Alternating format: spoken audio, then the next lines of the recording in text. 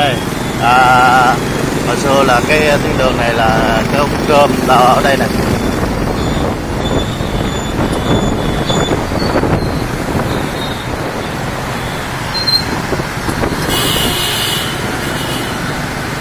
Wow, học sinh tới giờ đi đường đông quá.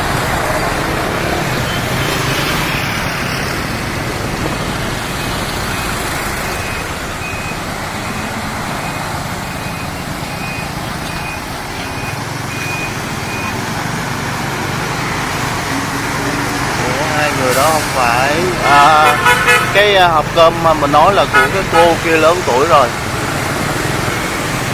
Ồ, đông nhiều quá ta.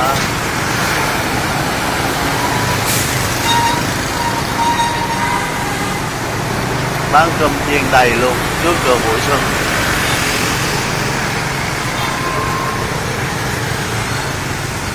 Ồ, toàn cơm chiên không.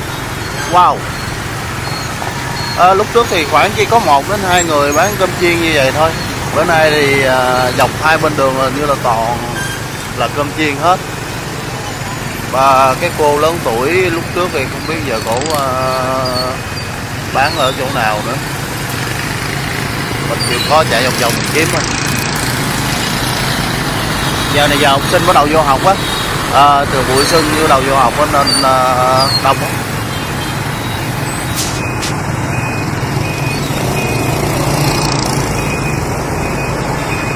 Lạ nhỉ.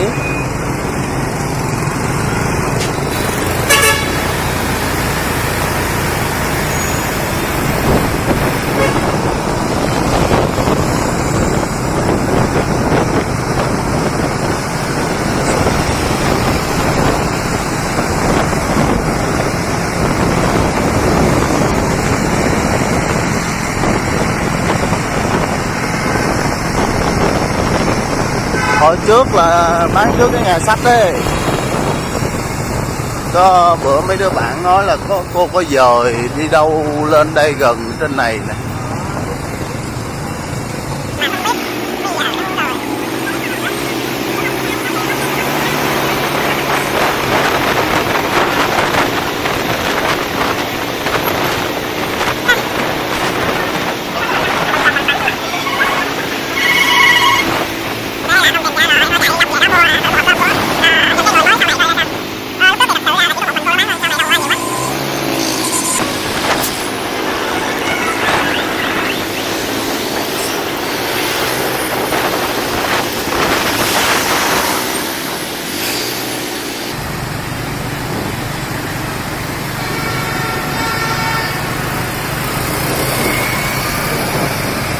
Đó là cô đó đứng bán đây nè.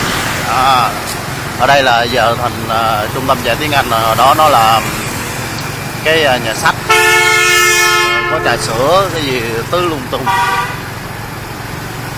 Thấy cho nào đông đông mua thử đó.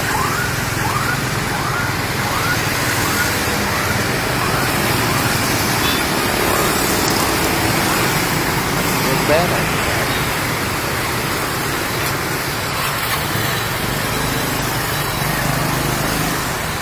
cơm đấy.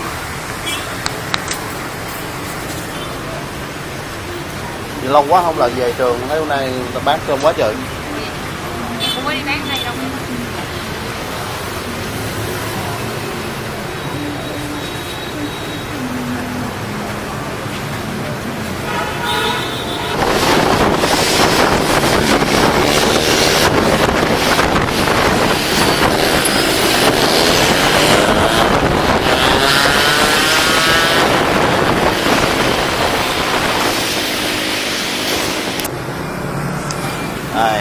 Ở đây là cái quán cà phê lề đường mà mình hay ngồi đây. Cũng nói với với mấy bạn là sau một hồi tìm kiếm thì mình tìm kiếm không thấy. Cô bữa nay chắc cô nghỉ bán hay là cô bán ở đâu rồi. Chắc tại sao mình phải bỏ công dậy sớm và review lên trên đống để mua được hộp cơm. Thì cái món cơm chiên này nó cũng không có là cái gì quá đặc biệt, nhưng mà mọi người có nói là đây là cái món cơm thần thánh của học sinh Bụi Xuân. Vào cái thời mình đi học á thì không có nhiều hộp cơm chiên như thế đâu. Thì cái nhiều cái xe cơm chiên như thế đâu, bây giờ hồi nãy mình điểm sơ sơ cũng khoảng hơn 20 xe, và mình kêu sau một hồi tìm kiếm thì mình tìm không được cái xe cơm của cô, thì mình đã quyết định là mua một hộp cơm của một cô bé còn khá trẻ. Thì bây giờ mình sẽ thử mở hộp cơm để giống gì như xưa không ha. Wow, cũng cải chua, cũng dưa leo, rồi tôm, có cái miếng thịt gì đây nữa nè, có xúc xích, chà bông, có còn chà bông nữa. Thì cũng giống như hồi xưa thôi, nhưng mà để coi cái vị nó làm sao.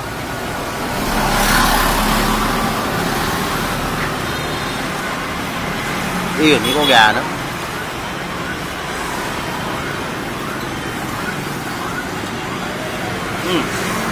Cũng khá là ngon.